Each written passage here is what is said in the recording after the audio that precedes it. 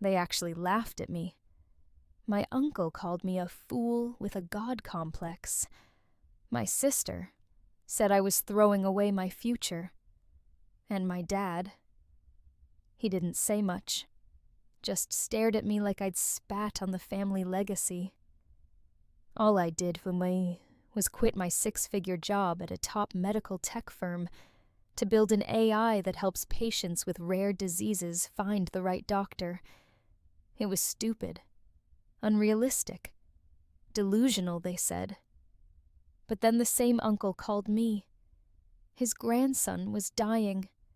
No one could figure out what was wrong.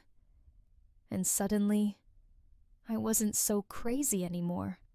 If you've ever been doubted, dismissed, or disowned for chasing a vision no one else could see, this story is for you. Because sometimes the wildest dream becomes the only lifeline. I grew up in a family obsessed with prestige. My dad was a decorated physician. My mom taught neuroscience at a top-tier university. My sister followed suit with Ivy League degrees and fellowships abroad. And me, I was the creative one. The kid who sketched ideas on napkins and got caught coding at 3 a.m. instead of studying chemistry. Despite the tension, I graduated and landed a coveted role at a leading healthcare tech company. 6 figures, great benefits, predictable life. But deep down, I felt like a cog in someone else's machine. I had this gnawing idea. What if AI could bridge the gap for patients lost in the system? One night I handed in my resignation. No backup plan. No applause. Just silence. Followed by outrage. I walked away from certainty to chase a vision no one believed in, especially not my own family. What I didn't know then was that this reckless move would one day save the life of the very child they all adored. I grew up in a family where success was defined by white coats and diplomas on the wall.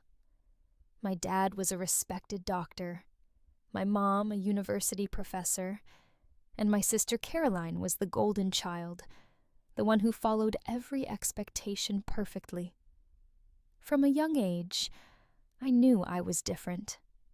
While everyone else admired science in a traditional way, I was drawn to technology and creativity.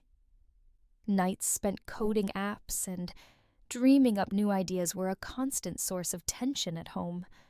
My parents wanted me to follow a clear path. Medicine like my sister. When I told my dad I wanted to study computer science, his disappointment was clear. "You were supposed to be like your sister," he said softly, more hurt than angry. I tried to fit in, but it never felt right. After college, I landed a solid job at a leading healthcare tech company. The paycheck was impressive, but the work didn't satisfy me. I spent my days optimizing systems that helped hospitals manage billing and appointments, but I longed to help patients, especially those with rare diseases that doctors struggled to diagnose. One evening, I read a desperate post from a mother whose daughter had seen over a dozen specialists with no answers. That moment sparked an idea. What if AI could analyze medical data faster and better than any human, connecting the dots where doctors couldn't? I started working on an AI platform in my free time. Slowly, it began to take shape. A system designed to help patients find the right diagnosis, especially for rare genetic conditions. When I told my parents I was quitting my secure job to pursue this crazy dream, they were devastated. My mom cried, and my dad just said, "You're throwing your future away." At family dinners, my uncle laughed and called me foolish, while others joined in. I was the family outcast. I moved to a small apartment, lived on a shoestring budget, and faced rejection after rejection from investors. My co-founder gave up and left, calling the project a lost cause. But I refused to quit. Then the breakthrough came. Our AI helped diagnose a 7-year-old girl in Arizona with a rare genetic disorder missed by 6 different doctors. That diagnosis saved her life. The case report circulated quietly in medical circles and gave our startup credibility. Still, my family remained silent, refusing to acknowledge what I'd built. Then one night I received a call from my uncle, the same man who had mocked me. His grandson was sick, deteriorating fast, and no one could figure out why. A colleague had heard about our AI and suggested he reach out. That call changed everything. When my uncle called that night, his voice trembled. His grandson, Ethan, was slipping away. The boy had been through countless doctors' tests and hospital stays, but no one could pinpoint the problem. Seizures, muscle weakness, confusion. Every diagnosis they got was just a guess, and now the family was desperate. They asked if I could help. For a moment, I hesitated. After years of rejection and silence, the same people who dismissed me were now pleading for my help. But I didn't hesitate for long. I immediately began reviewing Ethan's medical records that had been sent over. It was a complex case. His symptoms were scattered and previous diagnoses conflicted. The data was massive and messy, everything from genetic tests to clinical notes. But this is exactly what my AI was built for. I ran Ethan's data through the system. The AI sifted through millions of medical papers, patient histories, and genetic profiles to find a match. Hours later, it surfaced a rare genetic mutation linked to a disorder almost unheard of in the US, but reported in a handful of Japanese case studies. The diagnosis explained Ethan's symptoms perfectly, something no doctor had caught. And even better treatment protocols existed that could slow the progression if started immediately. I called my uncle back and explained everything. At first, he was skeptical. After all, I was the black sheep who had walked away from the family legacy. But the evidence was clear. They rushed Ethan to the specialized hospital where the treatment could begin. The turnaround was gradual, but undeniable. Within weeks, Ethan stopped worsening. His seizures became less frequent, and his energy started to return. His parents finally had hope. And my family word traveled fast. Suddenly, the crazy idea was the talk of the family. But it wasn't just family gossip. News of the diagnosis reached the hospital's administration. They wanted to license the AI system for wider use. The same institution where my uncle worked now wanted me to partner with them to save more lives. Despite the years of rejection and doubt, my work was finally validated on a scale I never imagined. Yet even with this success, the road wasn't smooth. At the next family gathering, my dad still carried the weight of old expectations.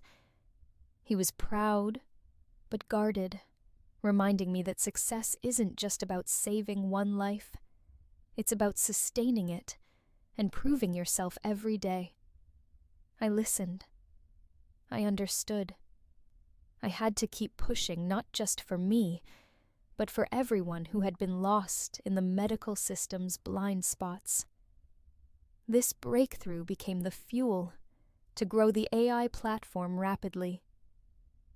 We secured funding, hired a dedicated team, and expanded to over 50 hospitals in 6 months. Each new diagnosis saved lives and proved the technology's value. And with every success, my family's attitude shifted. From mocking laughter to genuine interest. From cold silences to invitations to speak and share my experience. But the most important victory, saving Ethan's life. And in doing so, saving my own belief in what's possible when you follow your vision, even when everyone else doubts you. The family reunion was supposed to be a routine gathering, birthday, holiday, whatever. But this time, tension hung thick in the air.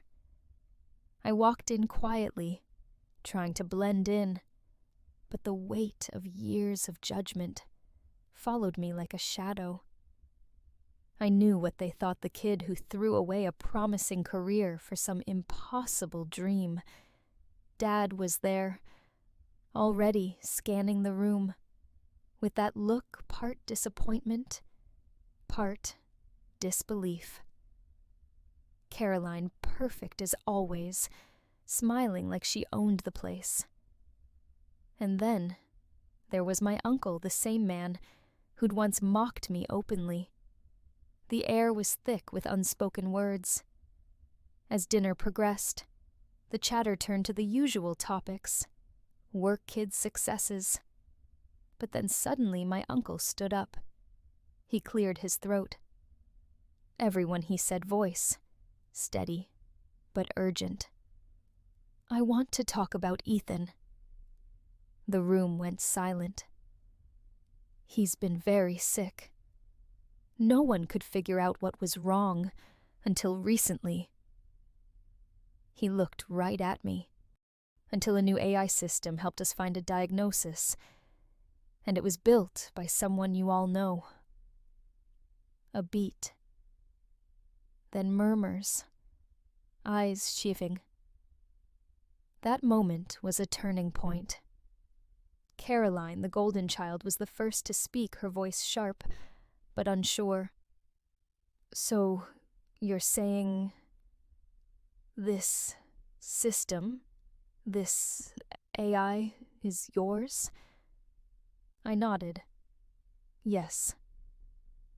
Her expression flickered between surprise and skepticism. But how you left everything behind. We thought you were chasing shadows. I took a breath. I was chasing something real. Something that could save lives. Lives like Ethan's. The room filled with mixed emotions. Pride, shock, confusion, and even a hint of guilt. Dad finally spoke. I wanted you to follow a safe path. I wanted you to be secure. But maybe I underestimated your vision. It wasn't a full apology, but it was a start. Then came the toughest moment. One of my cousins, clearly uncomfortable, whispered, "But what about the years we wasted doubting you? The times we laughed?" I looked around. Yes, you doubted me. You laughed. You didn't believe. That hurt. But I'm not here to hold grudges. I'm here because this is bigger than us. This AI saved a child's life, our child's life, and that means everything. The tension began to thaw. My uncle smiled, finally proud. Maybe this is the future. Maybe we all need to open our eyes. That night, I realized the real battle wasn't just about proving myself. It was about changing hearts, about healing wounds deeper than any illness. But the story wasn't over. Because just as the family began to accept me, outside forces were watching. Big players in healthcare companies, threatened by disruption skeptics ready to tear down what I built. The pressure mounted. Threats of lawsuits, attempts to discredit the AI's accuracy, even personal attacks. I faced it all alone. But every challenge strengthened my resolve, because saving Ethan had shown me what was possible. And now I had to fight not just for my family's respect, but for every patient counting on this technology. The stakes couldn't be higher. And I was ready. After the storm of that family gathering, I knew things had shifted, but the real work was just beginning. The skepticism outside my family was fierce. The AI system I built wasn't just saving lives. It was disrupting the medical status quo, threatening established players. But more than that, inside me, a new determination was growing. I realized I couldn't just fight to prove myself to others anymore. I had to fight for the people who depended on this technology, the patients who had nowhere else to turn. Days blurred into nights as I immersed myself in refining the AI. I doubled down on transparency, inviting independent experts to scrutinize the algorithms, eager to prove its worth beyond any doubt. Each test, each challenge, was a step towards solidifying the platform's credibility. But the emotional weight was heavy. There were moments of doubt, the loneliness, the endless pushback. It felt like swimming upstream against a powerful current. That's when I reconnected with Sarah, an old mentor from college, who had always believed in my vision. She became a lifeline, offering advice, emotional support, and connecting me with key allies in the medical community. Her faith in me reminded me why I started this journey in the first place. Then came the pivotal decision. We could have played it safe, slowly, rolling out the technology, waiting for perfect conditions. But every day delayed meant more patients suffering. So I decided to push forward aggressively, even if it meant taking risks. We launched a pilot program in several hospitals, focusing on patients with rare genetic disorders. The results were immediate and profound. Diagnoses came faster, treatments started earlier, and families who'd been waiting for answers finally got hope. The pilot's success silenced many critics and attracted new investors. But success brought its own challenges. Suddenly, I was balancing rapid growth, ethical concerns, and the expectations of patients, doctors, and investors. Every decision carried weight. A mistake could jeopardize everything. During this time, I found clarity in my purpose. It wasn't about proving my family wrong anymore. It was about proving to myself that following my passion could change lives, including my own. One evening, after a long day, I sat alone in the lab, reflecting on how far I'd come. I realized that the failure my family once feared was actually my greatest strength. My resilience, my refusal to give up. That was the real victory. With renewed focus, I prepared to face the next big challenge, scaling the AI platform nationwide, making sure no patient felt lost or ignored. The decision to keep pushing forward, despite the obstacles, the doubts, and the fears, was the moment I truly became the person I was meant to be. After the pilot's success, momentum exploded. We signed contracts with over 50 hospitals across the country in just 6 months. The AI system wasn't just a tool anymore. It was a lifeline for countless families desperate for answers. Every day I received messages from parents who had been told to wait and see, from patients who had felt invisible in the medical system. Their gratitude was humbling. My family's attitude changed along with everything else. Those who once mocked me now invited me to share my story at gatherings, even asking for advice. The same relatives who doubted me became proud of what I had built. But this journey wasn't about winning their approval anymore. It was about something far bigger. The most important victory was knowing that Ethan, my uncle's grandson, and so many others had a chance at life because of the technology I helped create. Saving him saved me. It restored my faith in myself and in the power of persistence. Yet the journey also taught me that healing isn't just about technology or success. It's about forgiveness. Forgiving those who doubted you, forgiving yourself for past mistakes, and opening your heart to the unexpected ways life can turn around. Looking back, I see the scars from those early days, the hurtful words, the loneliness, the fear of failure. But those wounds paved the way for growth. They fueled a fire inside me that refused to be extinguished. Now my mission continues. The AI platform is growing, evolving, and reaching new communities every day.